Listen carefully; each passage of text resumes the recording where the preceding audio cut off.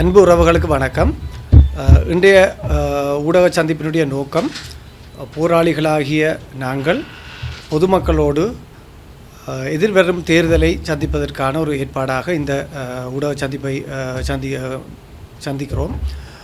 எங்களுடைய நோக்கங்களாக போராளிகளுடைய இப்போ இருக்கக்கூடிய பிரச்சனைகளை தீர்த்து கொள்ளக்கூடிய விடயங்களாகவும் கடந்த காலத்திலே இருந்து எங்களால் சகல அரசியல்வாதிகளாலேயும் கைவிடப்பட்ட ஒரு நிலைமையிலிருந்து போராளிகள் இந்த சமூகத்துக்கு தேவையானவர்களாக மாறி அவர்கள் இந்த சமூகத்தினுடைய அங்கமாக மாற வேண்டும் என்றதோடு 14,000 பேருக்கு மேற்பட்ட போராளிகள் 1.5 லட்சத்துக்கு மேற்பட்ட காயமடைந்தவர்கள் 88,000 விதவைகள் அதைவிட புலம்பெயர்ந்திருக்கக்கூடிய போராளிகள் என்று மிக பெரும் ஒரு சமூகமாக இருக்கிற நாங்கள் இந்த சமூகத்திலே ஒடுக்கப்பட்டவர்களாக தொடர்ந்து தாழ்த்தப்பட்டவர்களாக சகல கட்சிகளாலும் ஓரங்கட்டப்பட்டு கொண்டிருப்பவர்களாக இருப்பதாக நாங்கள் உணர்கிறோம். எங்களுக்கான ஒரு குரலாக எங்களுடைய குரலாக யாரும் இல்லாத ஒரு நிலைமையை மாற்றி நாங்களே இந்த சமூகத்தினுடைய அதிகாரத்தை நோக்கி எங்களுடைய தலைமைத்துவங்களை கொண்டு வர வேண்டிய தேவை இருப்பதனூடாக போராளிகளை அரசியல் மயப்பட்டு எதிர்வரும் தேர்தலை சந்திக்க வேண்டும் என்று நாங்கள் வடகிழக்கு இருக்கக்கூடிய அனைத்து முன்னாள் போராளிகள் மாவீரர் குடும்பங்களையும் கேட்டுக்கொள்கிறோம். அதே நேரம் நாங்கள் சிவில் சமூகங்களோடு சேர்ந்து எதிர்வரும் தேர்தலை சந்திக்கிறதுக்கான சந்திப்புகளை நிகழ்த்தி கொண்டிருக்கிறோம்.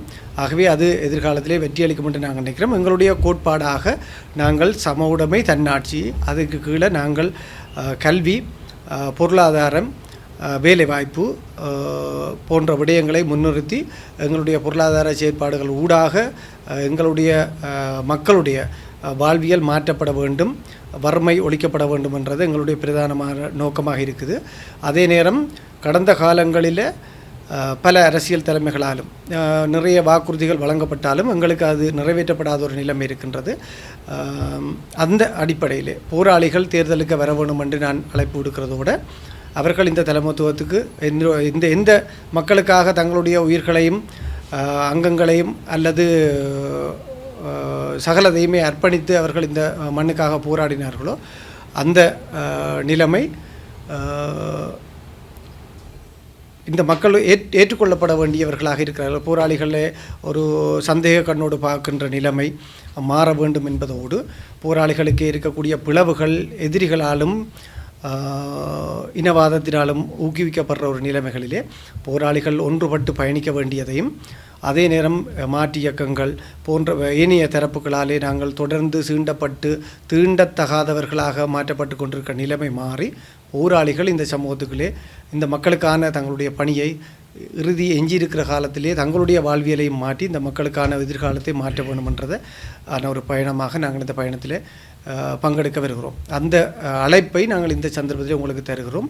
ஏனைய காலங்களிலே நாங்கள் தொடர்ச்சியாக மக்கள் சந்திப்புக்கு ஊடக சந்திப்பு போன்றவற்றின் ஊடாக எங்களுடைய கொள்கை விளக்கங்களை தெளிவுபடுத்துவதோடு நாங்கள் மிக விரைவிலே எங்களை ஒன்றுபடுத்தி கொண்டிருக்கிற பயணத்திலே பயணிக்க இருக்கிறோம். அதே நேரம் புத்திஜீவிகள், பொதுமக்கள், ஏனைய கட்சிகள் சார்ந்தவர்கள் ஒவ்வொரு கட்சிக்கும் ஒவ்வொரு கொள்கைகள் இருக்கின்றது. ஆகவே அரசாங்க தரப்பில் இருக்கிறவர்களுக்கு ஒவ்வொரு கொள்கை, தமிழ் தேசிய பரப்பில் இருப்பவர்களுக்கு வேறுபட்ட கொள்கைகள் இருக்கின்றன. ஆகவே விடுதலை புலிகளாக பயணித்த நாங்கள் என்ன கொள்கை என்றதை நாங்கள் தெளிவுபடுத்திக் கொள்ள வேண்டிய தேவை இருக்கின்றது.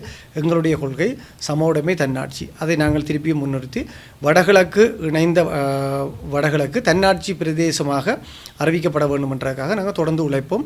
அது எங்களுக்கு முடிந்த முடிவு அல்லாமல் போனாலும் அது எங்களுடைய எதிர்கால சந்ததிக்கான ஒரு தீர்வாக ஒரு முதற்கட்டமாக அமையும் என்று நாங்கள் நாட்டை பிரிப்பதை பற்றி பேசாமல், நாட்டிற்குள்ளே நாங்கள் குழப்பங்களை உண்டு பண்ணாமல் அரசியல் ரீதியாக எங்களுடைய போராட்டத்தை தொடர முயற்சித்து கொண்டிருக்கிறோம். அதன் ஒரு அங்கமாக அனைவரும் எங்களுக்கு ஒத்துழைப்பு வழங்க வேண்டும் என்று நாங்கள் இந்த சந்தர்ப்பத்தில் வேண்டி நிற்கிறோம்.